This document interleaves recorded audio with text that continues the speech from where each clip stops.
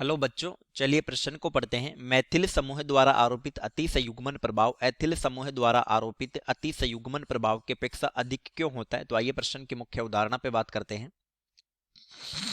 के अवधारणा के अति संयुग्मन प्रभाव हाइपर कॉन्जुगेशन इफेक्ट, अति संयुग्मन प्रभाव समानुपाती अल्फा हाइड्रोजन की संख्या, यानी जिसमें अल्फा हाइड्रोजन की संख्या ज्यादा होगी उसका अतिसंयुग्मन प्रभाव भी ज्यादा होगा। इसी आधार पर प्रश्न हल होगा। चलिए समझते हैं अतिसंयुग्मन प्रभाव के बारे में।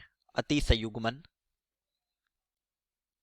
प्रभाव, जब कार्बन हाइड्रोजन सिग्मा बंध यानी CH सिग्मा बंध, कार्बन द्विबंध कार्बन, कार्बन त्रिबंध कार्बन या कार्बधनायन कार्बन मुक्त मूलक के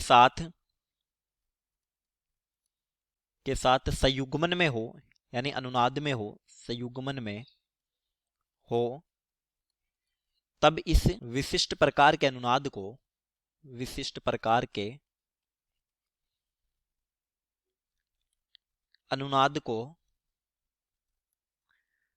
अतिसंयुग्मन प्रभाव बोला जाता है।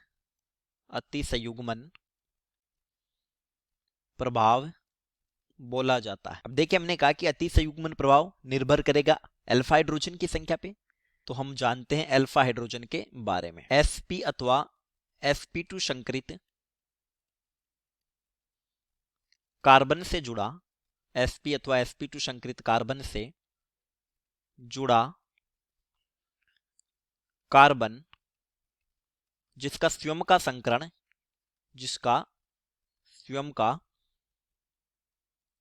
संकरण sp3 हो, उसे अल्फा कार्बन बोला जाता है। अल्फा कार्बन बोला जाता है तथा इससे जुड़ा हाइड्रोजन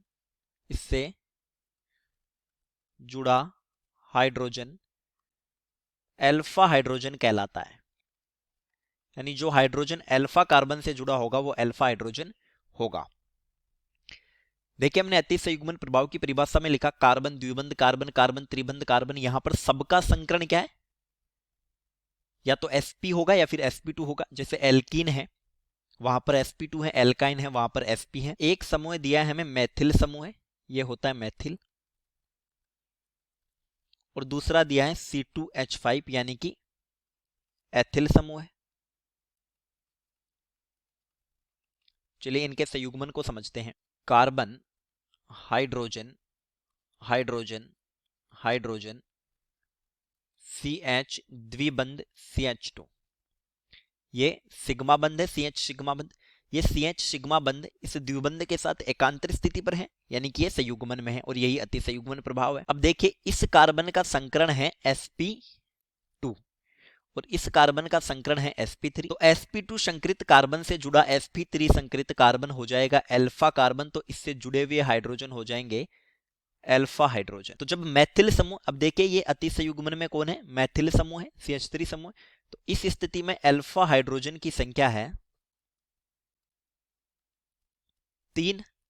चलिए एथिल समूह को जोड़ते हैं। CH3 CH2 ये समूह हो गया एथिल समूह। ये संयुग्मन में है CH द्विबंध CH2। फिर से ये कार्बन हाइड्रोजन बंध जो है वो द्विबंध के साथ संयुग्मन में है। तो अब देखिए, ये है sp2 संकरित कार्बन, और इससे सीधा जुड़ा हुआ ये कार्बन है sp3 संकरित कार्बन। तो ये कार्बन अल्फा कार्बन हो जाएगा। ये वाला कार्बन तो अल्फा कार्बन हो नहीं सकता, क्योंकि ये sp2 संकरित से नहीं जुड़ा या sp से नहीं जुड़ा है, तो sp3 से जुड़ा है, तो ये अल्फा कार्बन हो गया। और इस पर ये जो हाइड्रोजन है ये हो जाएंगे अल्फा हाइड्रोजन। तो यहां अल्फा हाइड्रोजन की संख्या हो गई 2। तो मैथिल समूह की स्थिति